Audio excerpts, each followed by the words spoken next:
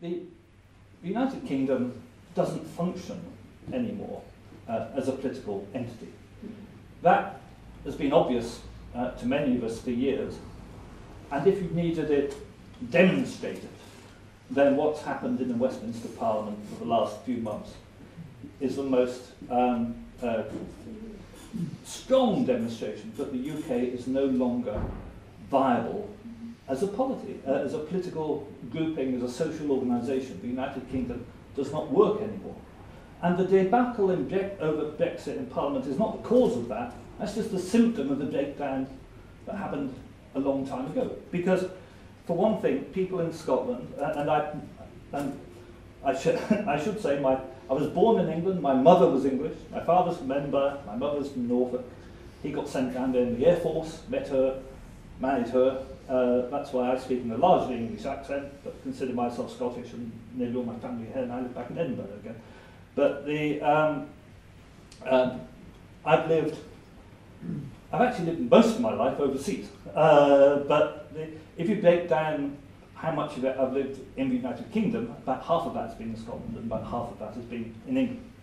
And Scotland does have a very different political and social culture to England. Attitudes are simply different. And on the most simplistic level, it's a left-wing, right-wing divide. And it is a left-wing, right-wing divide, but there's a very big difference there.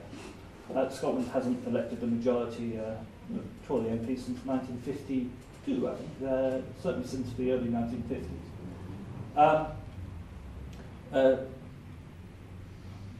But it's more than just sort of a matter of left-wing politics. It's a matter of communitarianism, how people think, and just of being very, very different place. And it's nice sometimes to bring these things down to a human level.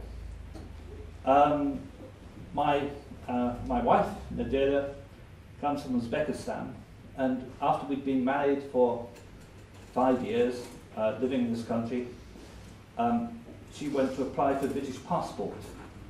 And she went to one of the awful Home Office places in Croydon, so either Luna House or Polo House, I can't remember which. Stood in the queue in which I stood with her in the queue in which people were yelling at you. They were people coming along telling you to move left or right on the pavement and were screaming at you. It was really quite strange. And we got to the window where you stood next to other people at other windows. And everyone could hear everyone else. It was all very, very unpleasant. And we're asked to produce this, and this. And then something, and I wasn't sure what, genuinely was left unsure what, wasn't enough for them. And they said, no, go away and come back. Have to make a new appointment. And we left again. And it was just absolutely awful. Then, and at the time, I was living in Kent. When I went onto the website, I discovered that irrespective of where you could live, you could apply at any Home Office office. So we applied to Glasgow. And we came up. And it wasn't intimidating at all for Nadira. It was intimidating for me because it was right next to Idrox. but for Nadira, she wasn't in the least intimidating. And we went in. I remember going in there, and a nice lady came and she said, "Mr. Murray, Mrs. Murray," and we said yes. She said, "Oh," she said, "please come into this room." She said, "and would you like a cup of tea?" And that's partly a question of circumstance and not having so many immigrants, and not having so many applicants, and civil servants not being so harassed. But it's partly a different culture, and it genuinely is one small anecdotal reflection of a different culture, and attitude to hospitality, attitude to strangers. Scotland and England are very different places, and just don't rub along as a polity anymore. And Brexit is an example of that. Where in Scotland, a very large majority of people want to stay in the European Union, and in England, a majority which is not large. But if you take out Scotland, the majority is a bit bigger. And if you take out Northern Ireland, the majority is a bit bigger. England, the majority of people voted to leave the European Union. This is why I shall try to be a little more controversial again. It's not our job to stop them. You cannot argue that the United Kingdom has no right to drag Scotland out of the European against its will, and at the same time argue that we have the right to keep the English in the European Union against their will. If you believe that Scotland has a right of self-determination, you have to believe England also has the right to self-determination. So for me it is A, illogical, and I like intellectual rigour. It is A, illogical, and B, morally wrong for the SNP to be attempting to keep the whole of the United Kingdom in the European Union when the English wanted to leave and voted to leave. We should allow the English to leave the European Union as they wished and concentrate on Scotland getting independent and staying in the European Union as the Scottish people wished. And if you have the intellectual clarity to see the thrust of that point, you would realise that now is the time to forget about Brexit and be pushing on for independence. And tactically, that has to be right. Where is the general in the world who has stood there with a small army, looking at a 10 times bigger army, and the 10 times bigger army are arguing and fighting among each other, and the general says, oh, I know, let's just stop here and wait till they're finished, and give them a little chance to regroup, and then we'll attack them. Absolutely crazy. At the moment, you have members of Parliament from the Conservative Party every day turning up and saying the UK is in constitutional crisis, the government is not functional. You have a PM who's not the PM. This is the moment to act for independence. And if you believe Scotland has a right to self-determination, then you have to believe that Westminster does not have a veto over whether we have a referendum or not. We should, yes, it would be lovely. It would be wonderful if we could have 2014 again. We will never have 2014 again. They agreed to 2014 because they didn't think we had a hope in hell of winning. At the time they agreed, support for independence was around 30-32% in the opinion polls. And they believed that the referendum would show 30 to 32% support. If they'd known that we would get that up to 45%, they would never have agreed to have the referendum in the first place. And now they know that we're starting at 46, 47, 48%. We need James Kelly, he knows where the polls are at any moment in time. Now they know that where we're starting and how close we are to achieving it, there's no way they're just going to agree. Scotland has most of the oil and gas of the United Kingdom. Scotland has a huge amount of intellectual capital. Scotland has a very large proportion of available drinking water, which is going to become much more important in times to come.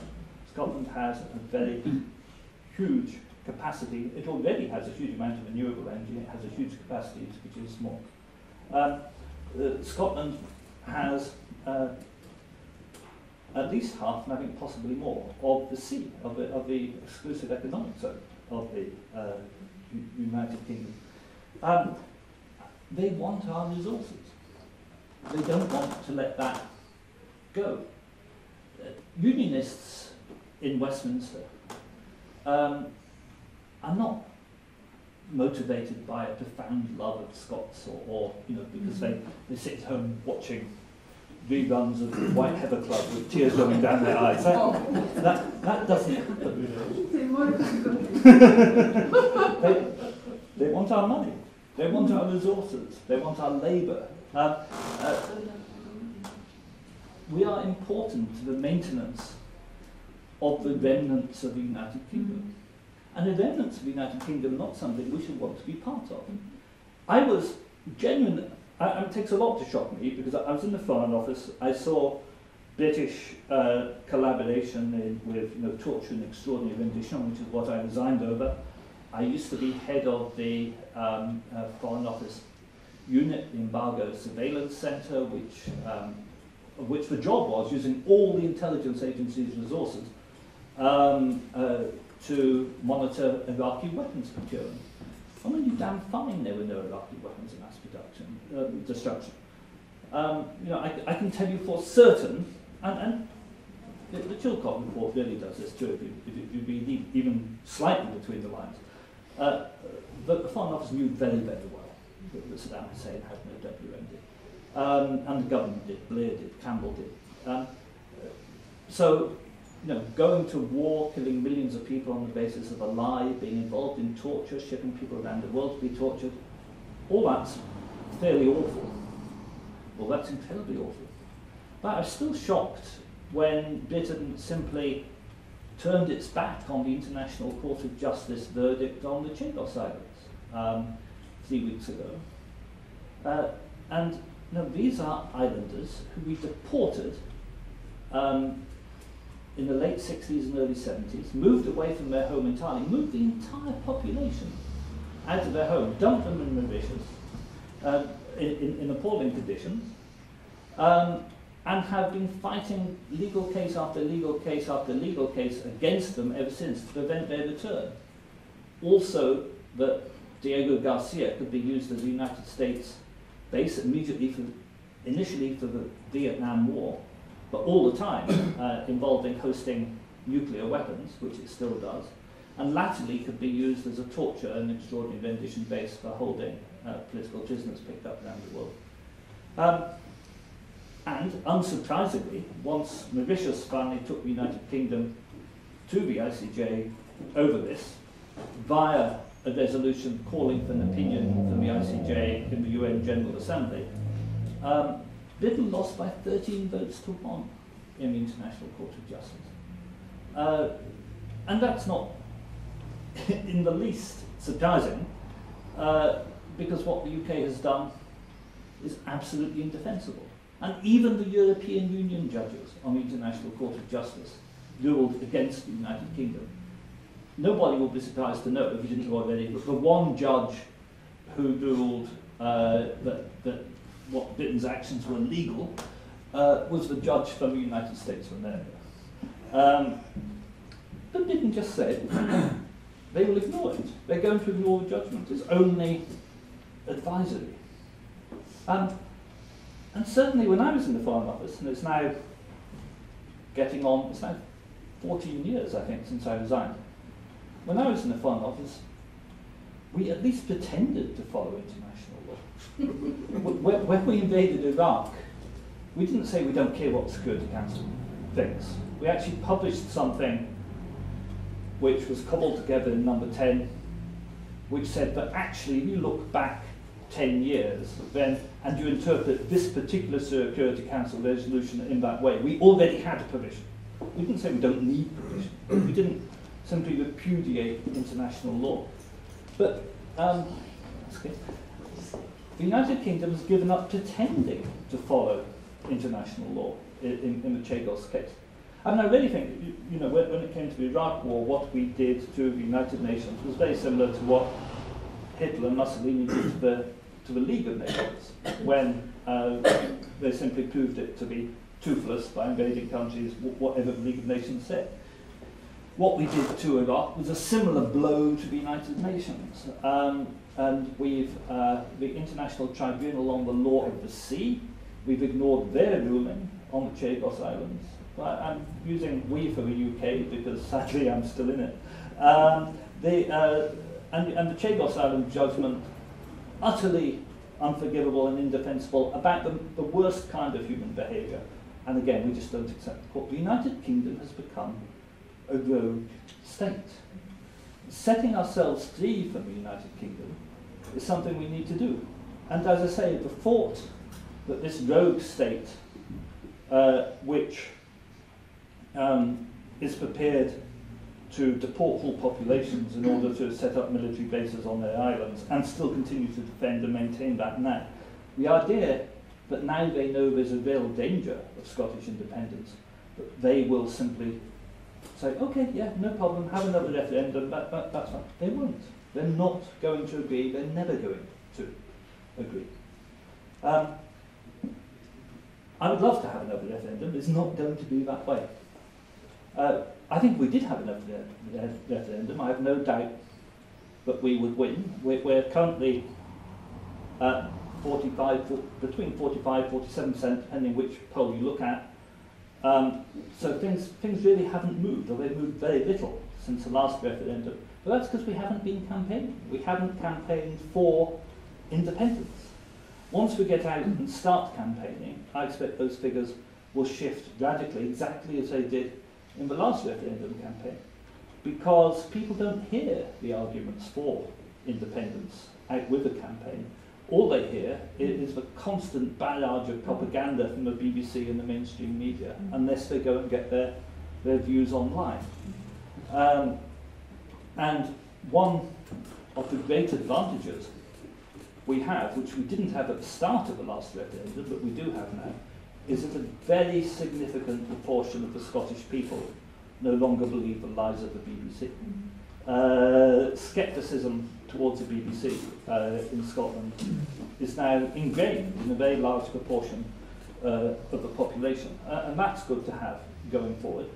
But we need to start campaigning. We need an active campaign which tells people of the benefits of being your own country, the benefits of being your own state, both the economic and the social benefits, and this is particularly interesting to me, of course, the benefits of behaving like a genuine and cooperative member of the international community, and not like a mini USA rogue state.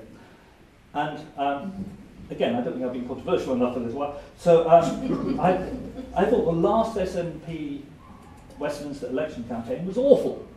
It really was awful. It worked on the don't mention independence basis, in the hope that that would allow them to maintain their hold on almost all Scottish MPs, and of course lost seats as a result.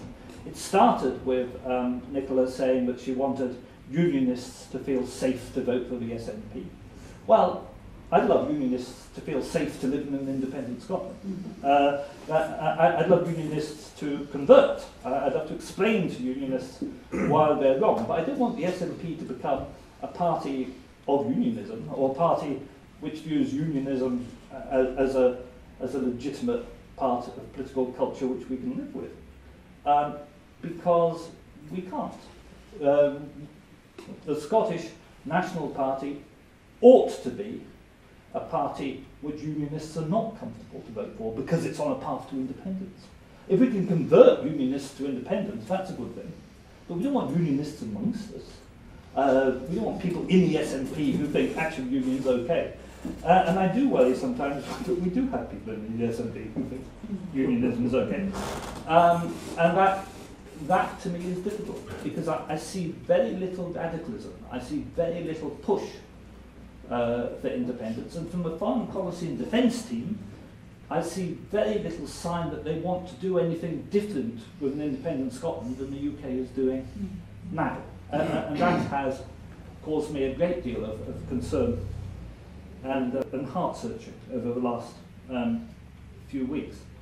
But if you remember, in the last general election campaign from the SNP, the line was constantly used, because the Tory attack line was, you talk of nothing but independence. And the line, you should get on with the day job. You talk of nothing but independence, get on with the day job. And the defensive line used to that was, oh no we don't, it's you talking about independence, we never talk about independence. Well, that's the wrong defence line. The defence line should be an attack line. It should be, yes, we talk about independence, because only with independence can Scotland realise its full potential as a country, its full economic potential, its potential for people to develop. And we've got to get on. We've got to get on with independence. Westminster's not going to agree to Section 50. I really don't think that they will. I'm certain the Tories won't. I don't think it's likely that Labour will either. It's no secret that I know Jeremy Corbyn personally. I haven't spoken to him for a while, but the team around him, Seamus Milne, Andrew Mallon and others, are all people who I know really very well. And I don't want to say precisely who I've been talking to, but I've been talking to people around Corbyn about the idea that they should be much more relaxed about the potential for Scottish independence and much more relaxed about a second independence referendum, and even that it would help their chances in Scotland electorally if they announced that if elected, a Labour government would agree to a second independence referendum. I've not been able to persuade them to make any new announcement along those lines, and I'm not sure that they would. We need to bring this to a head. We can't sit on our hands any longer. The UK is falling apart around us, and we need to act now. And that means we need now, in the middle of the Brexit chaos, to formally put in the request for Westminster agreements to a referendum. If Westminster refuses that, I accept the argument that it's difficult to have a referendum which can be boycotted by the other side. I accept that argument. I think the idea of organising our own consultative referendum is likely going to be politically ineffective because unions would all just boycott it. I'm not 100% against the idea. In many ways I'd like to do it, but I do it. What I would do instead is go into the next election we have, be that the Westminster election or be that the Holyrood election, and say that the SNP is standing on the platform of independence, and that if it gets more than 50% of the MPs or the MSPs in that election, independence will be declared. And making it known and plain throughout the campaign that that is what the campaign is about. So there's no doubt that that's what the popular vote is deciding upon. That was the 1950 objective. Yeah, it was 50% plus one. Yeah, I think using in effect, if you're denied a referendum, using the election as a referendum is very sensible. And you're right, it was actually the SNP policy right up, even later in the 50s. It was up throughout Alex Salmond's time, certainly. And I think in Gordon Wilson's time, it was still. Yeah, well, those were told that after the 1950 policy. Yeah. And I think that's perfectly legitimate, because if you tell people that, they can then be advised at the polling booth that that's what they're voting for. Do you think the EU elections is an opportunity to do that? I think the EU elections are too complicated by Brexit, to be honest. And also you're electing too few people, in a sense. And it's also by PR as well. It makes it more tricky. I think I probably wouldn't do it. I'd do it either the next Holyrood or the next Westminster election, whichever comes first, because the Westminster election is looking like it might come quicker than anticipated. But, and this is where I want to get a point which comes really from my experience as a diplomat, which I think is very important and which I think people pay insufficient attention to. National independence is nothing to do with domestic law at all. UK domestic law has nothing to do with Scotland's national independence.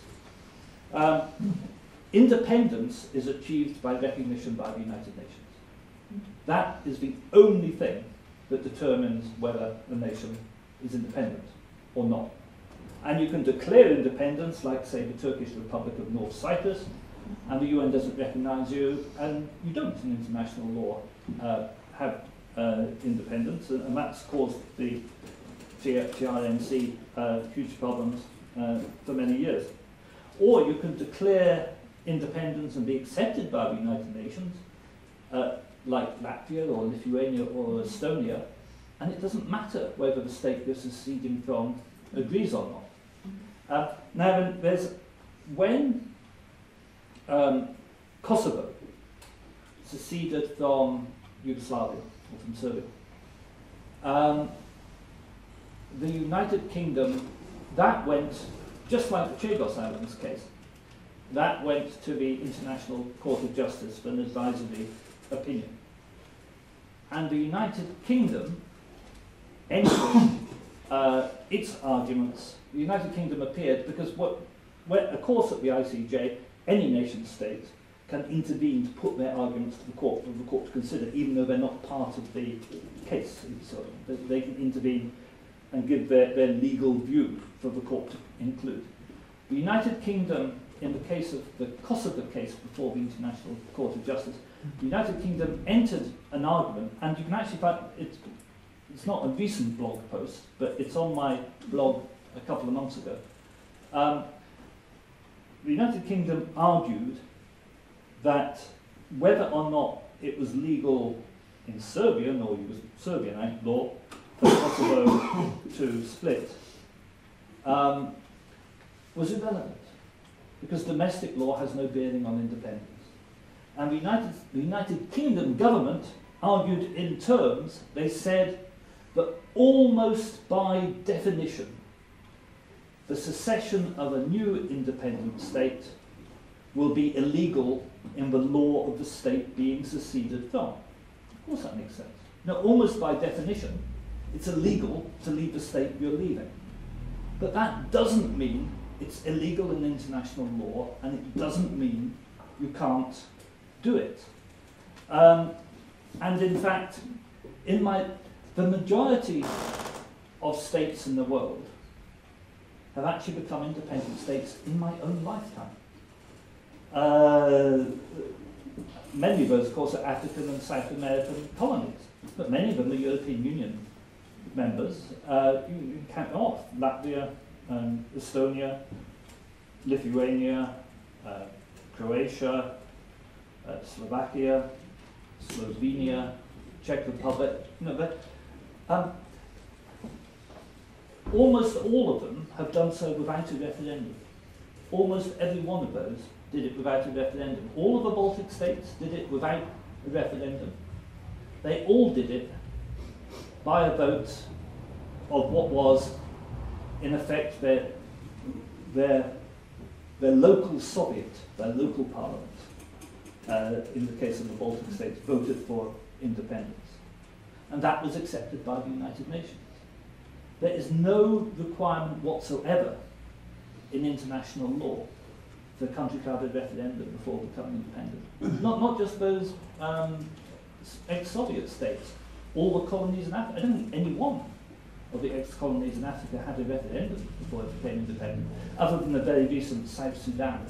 But Ghana, Nigeria, all those other British colonies, they didn't have a referendum on it. There is no requirement whatsoever in international law to have a referendum.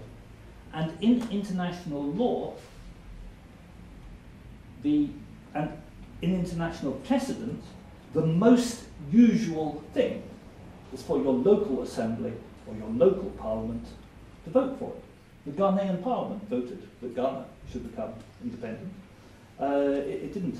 At the time, it was part of the British Empire, part of the UK. In fact, it didn't need a referendum of its people to do that. And Scotland can do that. We have a parliament. The Scottish Parliament can do it. We could call a national assembly. It's another thing that's often done.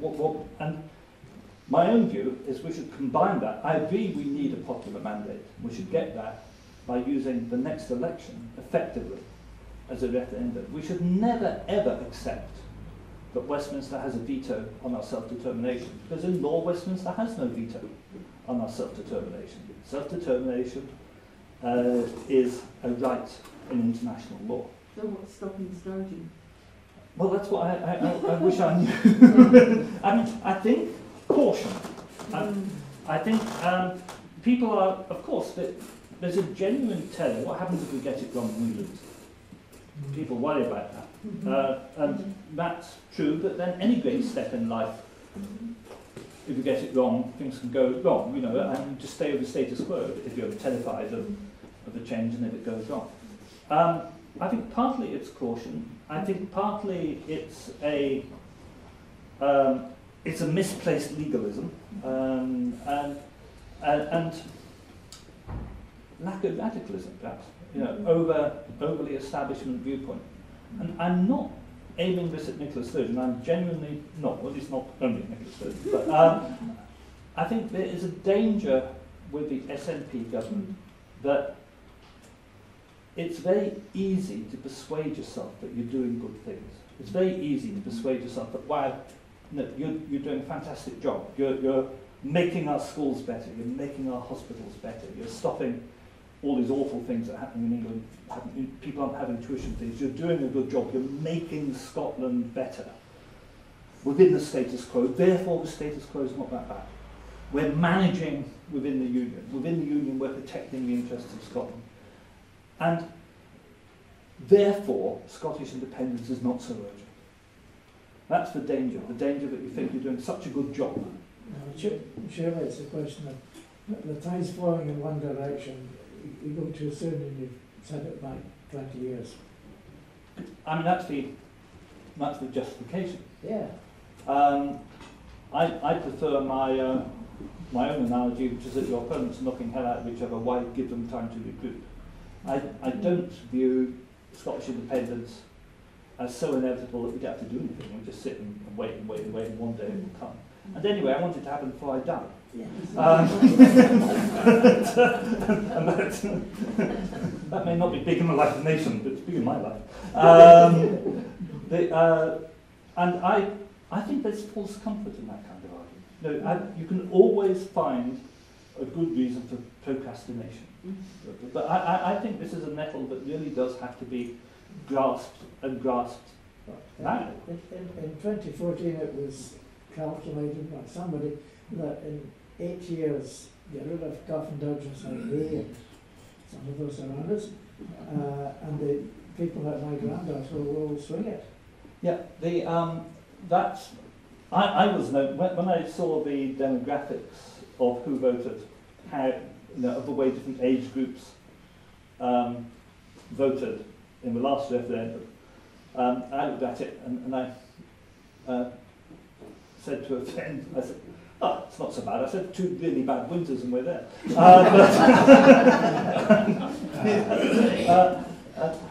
There's not actually much sign of that happening, interestingly enough. There has been. If that was how it worked, and the age group coming up would just replace it, there would already be more people who passed away than the mark. You know, we're 5 years down now, 5 years away now, and it's not having the kind of automatic effect or pull you might expect it to have. And I'm not sure why that is, but it's not. I thought that's true, that a lot of the problem is a generation that was born during the Empire, and were brought up believing in all kinds of British nationalist myths. And I'm not like them myself, and I say that with all due respect to the fantastic nationalists who are around who are an older generation.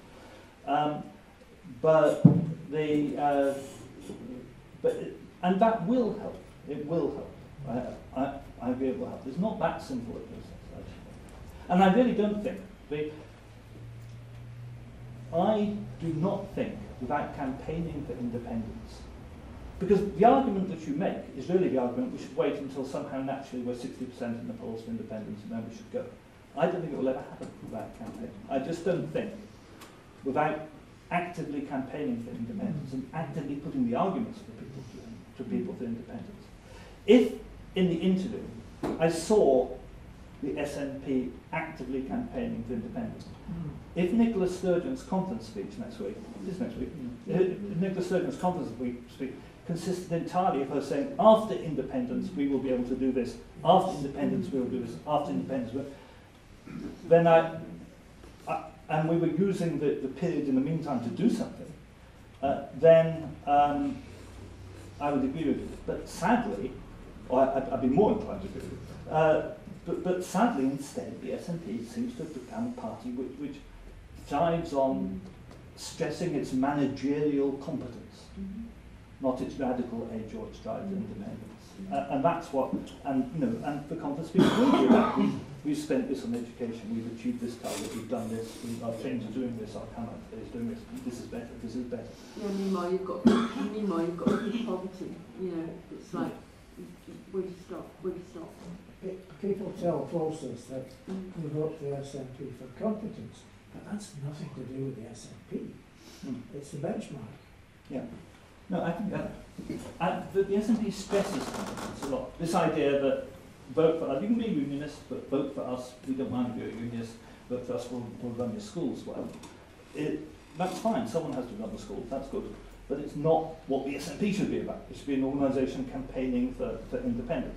And this is where, forgive me if I say this, but there are a lot of people.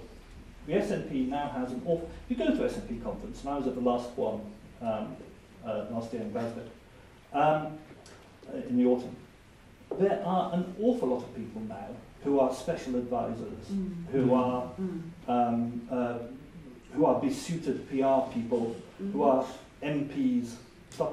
During the referendum campaign, I spoke, I think, on 4 different occasions with Mally Black on platforms around the country, and with Chris Law and all those people, you know. And I think I'm right in saying, not many people gave more speeches than I did during the referendum campaign. And certainly no, at that time, elected MPs gave, or MSPs gave more speeches than I did during the referendum campaign. Other campaigners like Mali may have been, but it was the, the bulk of the going around the whole country speaking was people like me, Mali, Robin McAlpine, Chris Law, some of whom are MPs, some of whom are not. And I think Mali is wonderful, and someone I've got a lot of time for. But I saw her walking around the SNP conference with a chain of 5 besuited people wearing ties and carrying briefcases walking behind her. And sometimes, and maybe she's just going to a meeting, maybe that's not normal, but I worry about that cadre of professional people who have an interest in the status quo because they're earning a fat living about it. And I worry people get too comfortable. I trust people like me who do it for nothing, much more than I trust people who are paid to do it. And there's one guy, I think his name's Alex Bell, who turns up in the Herald writing anti-independence articles. He was in SNP headquarters in a senior position for a decade. Immediately he stops being paid. He starts being paid to write anti-independence articles. And that's the trouble you have with paid politicians and paid political advisors. You may remember, do you remember when the Parliament voted to pass for a new referendum, the Scottish Parliament, 3 years ago? I can't remember exactly when. And the SNP launched a fund to campaign for the referendum. I've actually got a screenshot of it.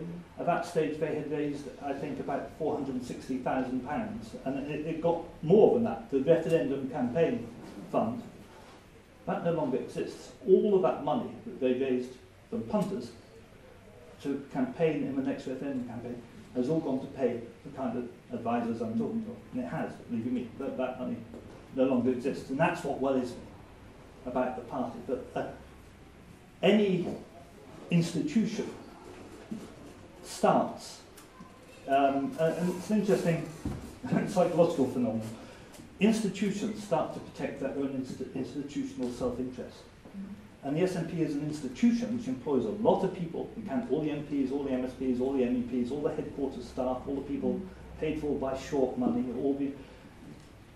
and it becomes an interest in itself. And it's doing very nicely in terms of the rewards it pays to the people inside it without achieving independence. And that blunts your edge. It blunts your edge. I'm sorry to say it. It just does. It's just a matter of observation of how life works. People have got too comfortable.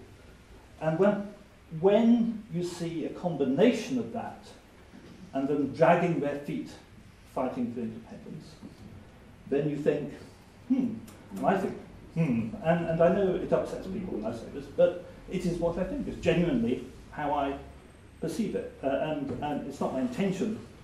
And I think, and I really do, I think with people like the Alex Bells of this world, it's maybe not subconscious. They're all the time cynically just doing it for the money. It's like Tony Blair and the Labour Party. I don't think Tony Blair ever believed in any Labour values. He saw it as a career progression opportunity. And I think there are probably a few of those kind of psychopathic individuals, because in any political organisation, sadly, you get psychopathic individuals.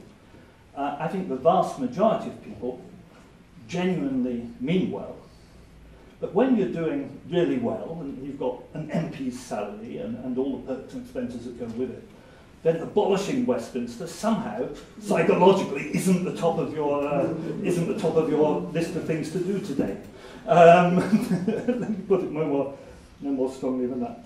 That was pretty strong. So what's going to happen? Who's going to lead this independence? I mean, we get, just you were saying before, the unionists are constantly bombarding us, using their big gun media, and the independence cause is keeping quiet. So they're constantly bombarding the youths who are now independents. They're constantly being bombarded by the British media to change the thought processes in their heads. The SNP has gone quiet because they're happy with their big salaries. They don't want to vote too much. So who's going to lead this independence movement? Well, I still think the independence movement has to be led by the SNP. I don't think the chances of starting up another equally successful and well-rooted organisation are going to work. There's not really an alternative. For me,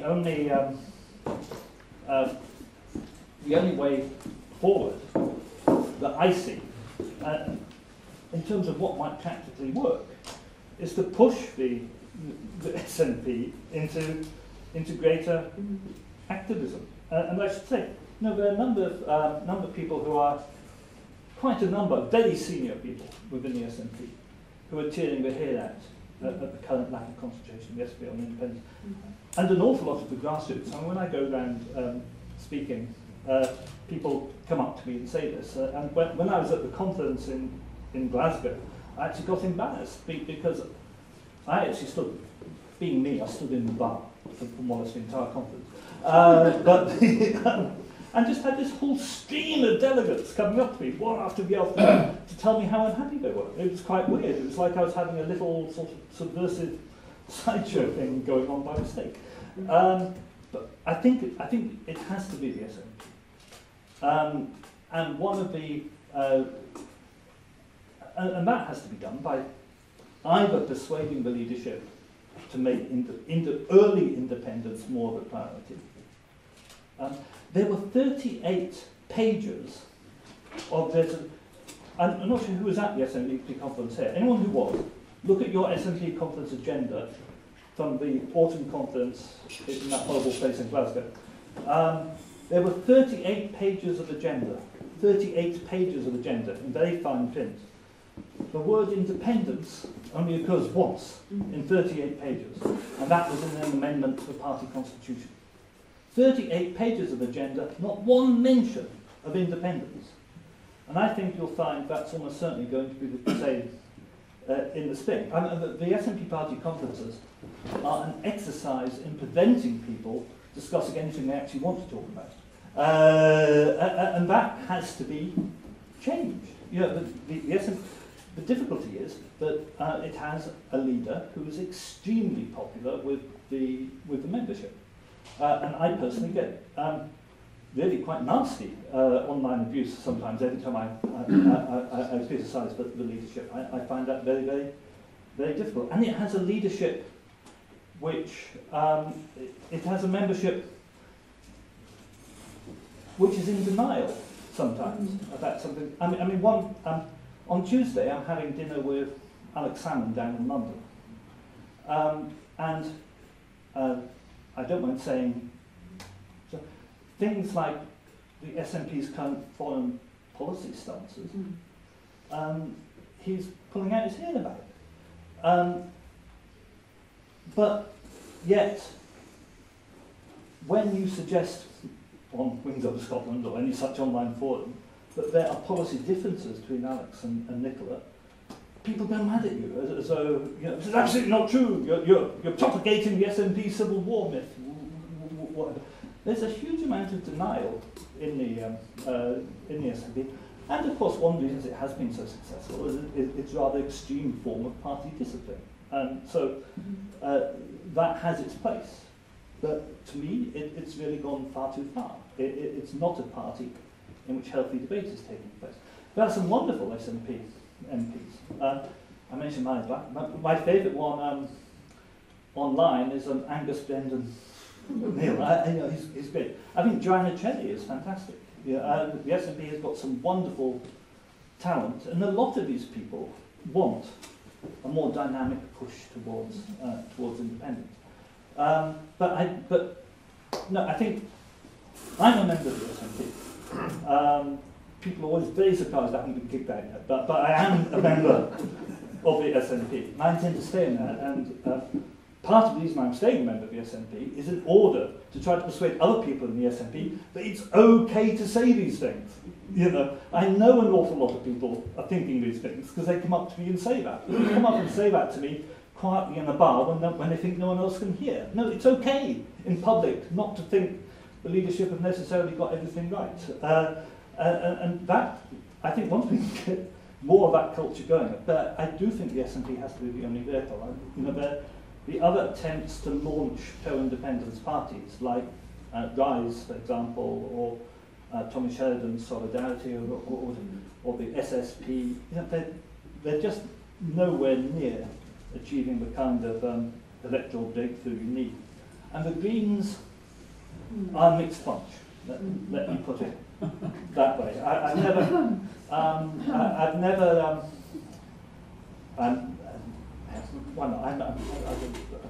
I've burned almost all my votes, I might as well say this one.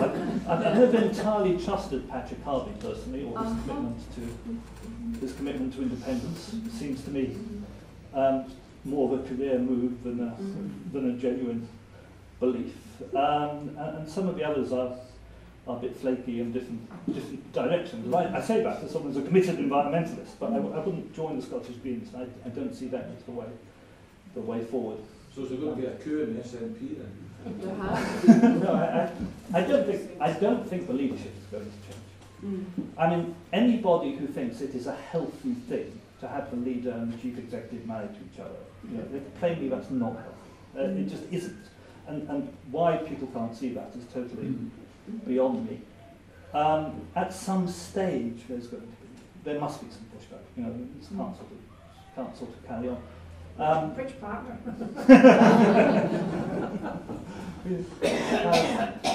No, we should change. You know, the SNP has to change, but at the moment, I find when telling people this, I do get, particularly online, I do get massive abuse, and the amount of sort of blind loyalty, as in loyalty that says not only but how dare you question, that amount of loyalty, that kind of loyalty, I think is scary, and there's too much of it to expect anything to change in the near future. But I do think that prevarication, eventually, people are going to realise that when at every party conference there's an announcement that we're going to consider the referendum when the next stage of something is over, then the next stage, then the next stage. And well, we haven't had a new public consultation on it announced for weeks. So, so my guess is that the next thing will be that after the next phase of Brexit finishes, then we will have a big consultation involving all SNP members, and then in 2.5 years after that we'll have a paper, and then we'll... This can't go on. People, the scales are going to drop from people's eyes at some stage, is my view. Now, nobody would be more delighted if I were to be made to look a complete idiot by Nicola standing up and saying at the party conference, either we're having a referendum in the autumn, whether or not Westminster likes it or not, or by saying we're going to make the next Holyrood elections a plebiscite on independence. If she makes that kind of radical move, I would be delighted, and you'd all say to me, you know, plainly you misjudged the woman, you misjudged the entire political situation, you are an idiot. And I say, yes, I was an idiot, and I'm delighted I was an idiot, because all I wanted was this move. But I'm not expecting to see it. But I want to try to end on a more positive note, but by saying that one thing that hasn't changed from 2014 is this.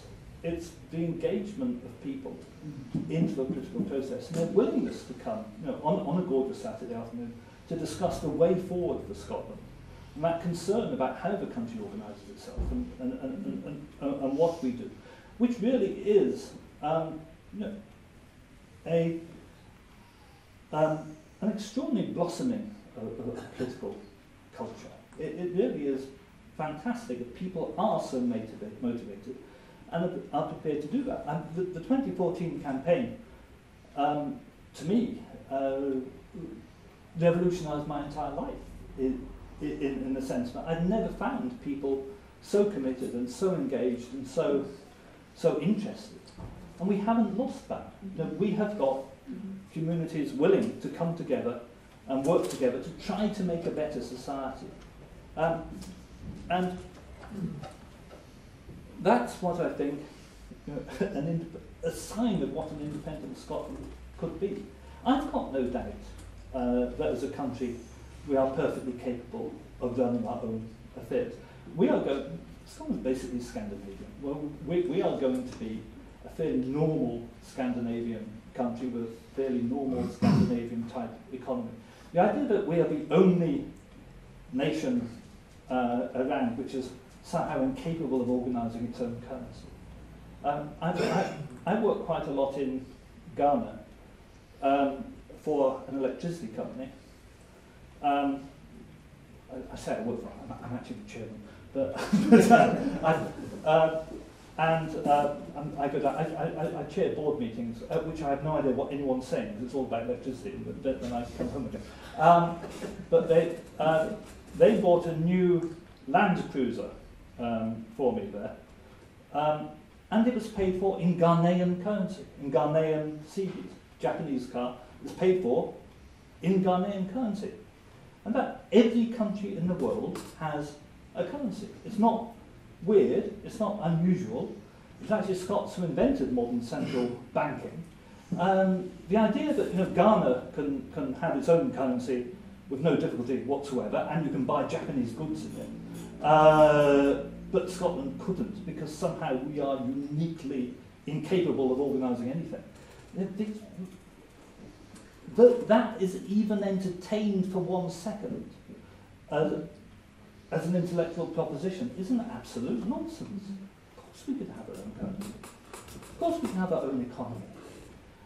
Of course we can thrive as our own community, and it will be a politically active community, and a community that has strong values of sharing and caring and looking after the weaker in society, and which won't abide the kind of poverty which we've seen forced on us. And it's not just, at this stage, it's kind of traditional to be saying forced on us by Tory austerity. But it didn't start with this present kind of austerity. It's happened over years and years of social neglect and decline and economic decline and lack of industrial policy affecting Scotland. We have the chance to build something much, much stronger. And we have great people. And you might not all, you know, there's no filter on who came here. Not necessarily everyone here is a strong supporter of Scottish independence, but we have enough people who want to make the country better and work together to achieve that. And we can do that. We can do something new. And that's what keeps me going, this drive to do good in public life. And I've taken so much of your time. I've talked far too long. I'm willing to take a few questions, but thank you very, very much for having me.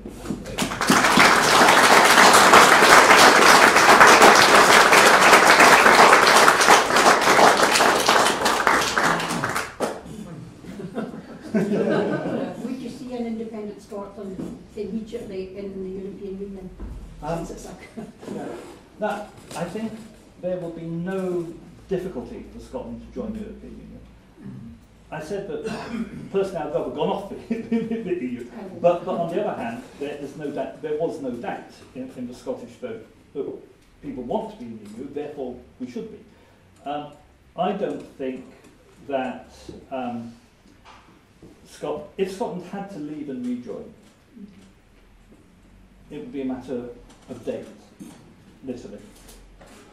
And I dealt with, in the Foreign Office, I dealt with Poland's EU membership, for example. I worked on Poland's EU membership for 3.5 years.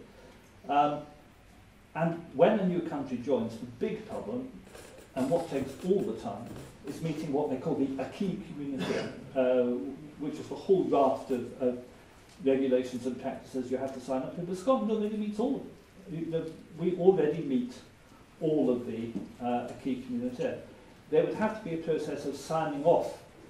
Whatever currency and banking arrangements we come to, for example, would have to be approved by Brussels. There'd be a couple of other technical things to do, but the EU would be desperate to have Scotland back in.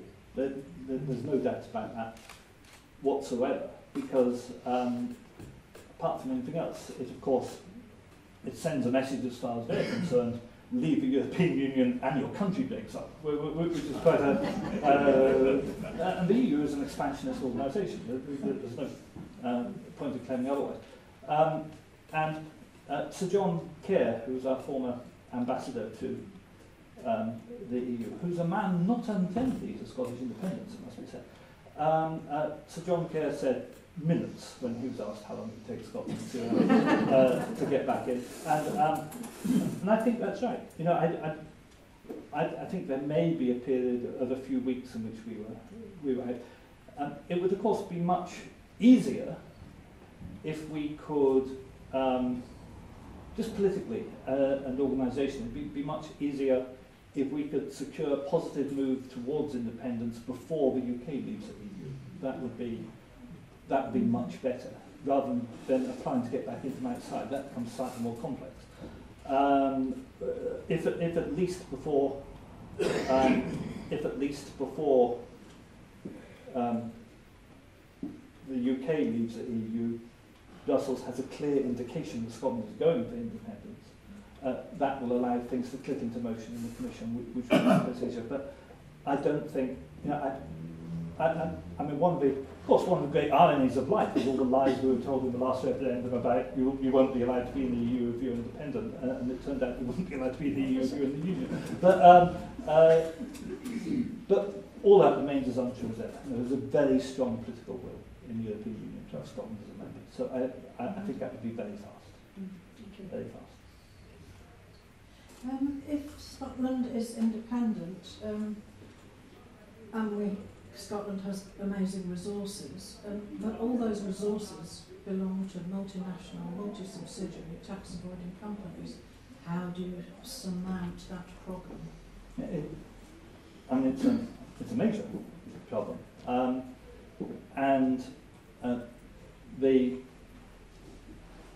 If you're continuing as a successor state, which I think we should do, then those contracts remain valid.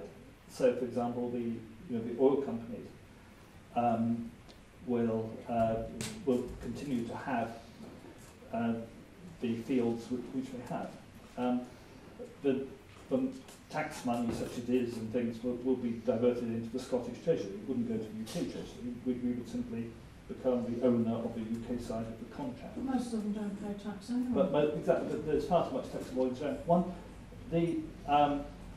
A nation, in international law, a nation cannot alienate its mineral resources, which essentially says that legally you can nationalise mineral resources in particular, which, for example, Venezuela did. But then the whole world turned on Venezuela and ruined its economy as a result of that. So I don't want to pretend to you all that will automatically and immediately get better. It won't. I mean, on day one, we will still be in the same situation that the UK is in as regards to contracts we have in Northern Essex, because we will inherit the existing contracts. In terms of formulating a longer-term industrial policy going forward, then there are things that can be done, which could include, and you can use the threat of nationalisation in order to renegotiate, for example.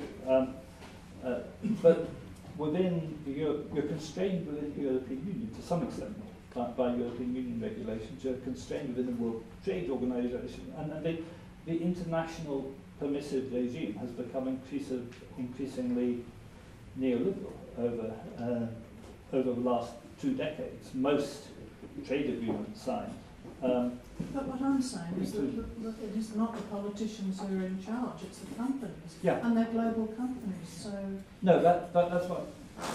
I mean, what I'm saying is basically you are right, and that's not going to change very quickly, because of the international treaties that Scotland would inherit, which tie us in to that kind of agreement. It's going to be a very gradual process to change that. I'm sorry, but you're right, and it's held, and it'll be hard to get out of. Thanks for sharing your ideas with us today. I'm not a member of the SNP, but I'm part of the Yes movement. But I agree with you. I think that the SNP will lead our way forward, but I think the Yes movement are the people who are going to win it. And but I don't agree with you that things aren't happening. I mean, there's things happening all the time, and if you look at the pages of the National, you know, you can see all the different meetings that are going on. And for example, I'm part of the campaign for a clean Scottish currency, and that is absolutely about getting out there and educating people around fiscal issues that will allow us to have a prosperous, well-run, well-regulated banking system and currency. So, you know, I think we're on the way, but, you know, I think the Yes movement are, you know, moving, and that they are the people ultimately who will win it, the people at the grassroots. Hi, I agree with you absolutely. I think all under one banner did a fantastic job last year. I think those were amazing. The Glasgow March and the Edinburgh March,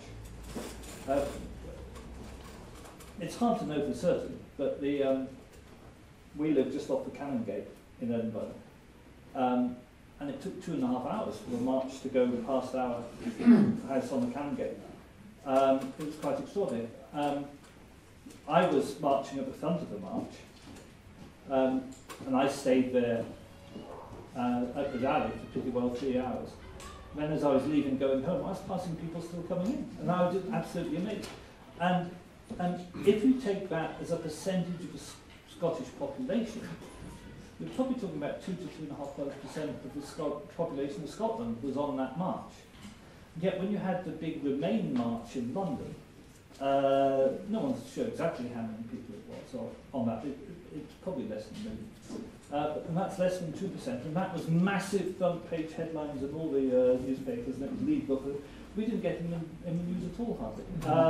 It's quite extraordinary that you know, what's a proportionally bigger population gets so publicity. But no, I agree with you, and I'm great friends with people like Robin McAlpine, for example, and what he's doing with the Scottish Independence Convention, which I strongly support. And this is part of that grassroots activity in itself, if you see what I mean. I suppose this is part of the wider Yes movement, us being here and me talking today.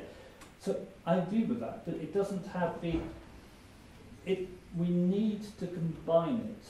We can't do it entirely through community events and alternative media. We need to combine it with mainstream media access as well, and that's where you really need to mobilise the SNP. But I think it will all come together, and I don't want to.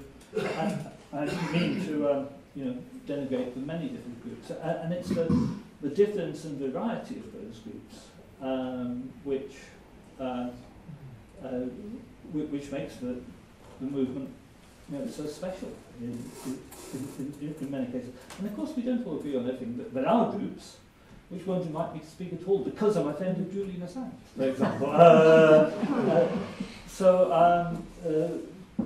You know, we're all in our own way pushing our thing forward. But I do think the community involvement and the dynamism. I'm very glad to hear about what you're happening on currency, what you're doing on the currency, which sounds very good. No, I apologize. I think my possibly my frustration at the SNP's running on the spot combined with my tiredness led me to be more downbeat than I ought to be, and I apologise for that. Craig, I wanted to say, I went to university with you at Dundee, and Scottish education is the best in the world. I took that education, and I went to America, and I've been in America for 20 years, but I'm coming back to Scotland to live on Bute, because I want to be part of independence, and I want to bring the technology, and I want to raise the awareness of what Scotland has in industry, because I deal with prosthetics, and Scotland has the best technology there, and I'm trying to help the schools here and get the younger people involved in science, technology and education and give them more opportunity. So if I'm a bad example. I said to Robin McAlpine, I'm who you don't want. You educated me and then I went to America. But I had the sense to come back and give back. I think we underestimate what we can offer, and I think we forget what we did offer in terms of invention and technology and all of it. And it pains me greatly to be sitting. I don't want to get on the bloody ferry tomorrow. I've got to go back to Boston. I don't want to do it, but I've got to. And it pains me that we have people that don't understand the richness of what we have here. And we've got to maintain it in the community. I walked off this ferry 2.5 weeks ago, intending to stay 2 days. And I stayed because of the community. So there's lots of communities that are needing to be re-energized or re-aware of what they have. There's immense creativity on this island. There's a lot of young kids on this island who are dealing with science, technology, and you want to keep that in Scotland. And you want to make sure that, as this lady said, the larger companies don't come here, start jobs, and then go away again. And they have to be incentivised to stay. Yeah. Well, thank you. And I'm delighted, by your experience. And we've aged a bit since Dundee, and you used to pop bar up all the time at Dundee. So nothing's changed. I'm always very, very worried when someone turns up and at me at university, because either they'll know how much I used to drink or I'll owe them money, and possibly both. Well, I'm glad you're still as passionate as you were then. So that hasn't changed. No, that hasn't changed. And your integrity hasn't changed either. Oh, thank you. You're welcome. Thanks. And you can pay the later. Sorry. I'll take you down to all the meetings. No, I think our education sector, including or perhaps especially our higher education, is a massive world asset. And one of the problems is, there's no doubt about it, that not being an independent country has led to our greatest talent being sucked down to the south for years and years and years, as opposed to developing our own companies and our own social and commercial enterprises. That's very true as well. That's definitely true. When you simply think of the ministries that are going to have to be set up in Edinburgh, one thing that worries me after independence is that Edinburgh, which is already very crowded, is suddenly going to become host to a minimum of 60 to 70 foreign embassies. That's why I'm not Why living can't there. they be in Glasgow? Or in the Nets?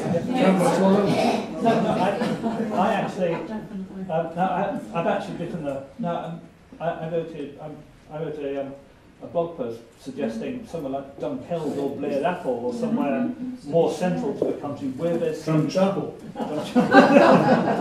But somewhere where there's, you can put, you're going to have a Ministry of Defence and a Foreign Ministry, all these headquarters buildings, and you're going to have 70 foreign ministries. You're going to have all the structure of a... What do you own your house?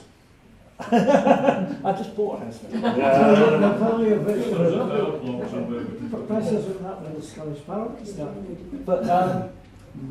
But that kind of engine of growth is all down in London. I mean, one of the things I thought hilarious was that Crossrail, which enables you to go from Southend to Reading without changing train.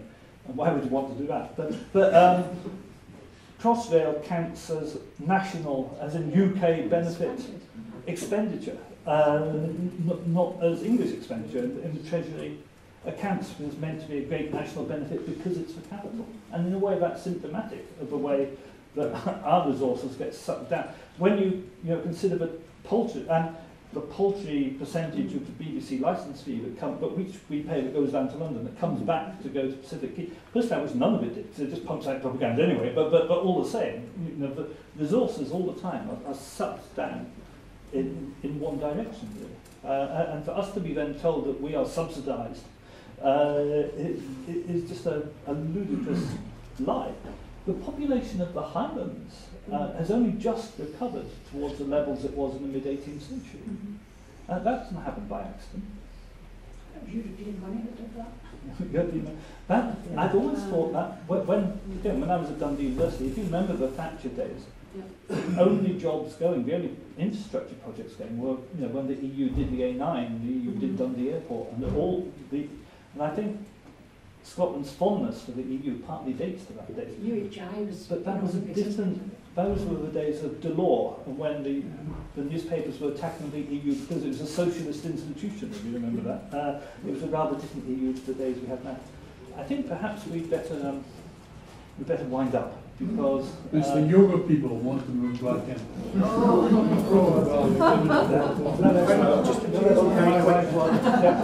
One very quick plug. Yes, Bute's up and running again, where if anybody wants more details, just catch me before we leave. And also do a plug for Scottish Land Commission, which is here on Wednesday evening. Church it's an open meeting at the United Church, 7 p.m. Wednesday, where we're going to be there to take the views online. Land reform, land use and land management. I haven't actually spoken at all about my book on Alexander Burns today, but if anyone wants to buy one, I'm never without one. They are, sadly, they cost £18. They're very expensive paperbacks, not my fault. But I'd be very happy to sign it for you if anyone wants to take one. And don't forget the contributions on your way out.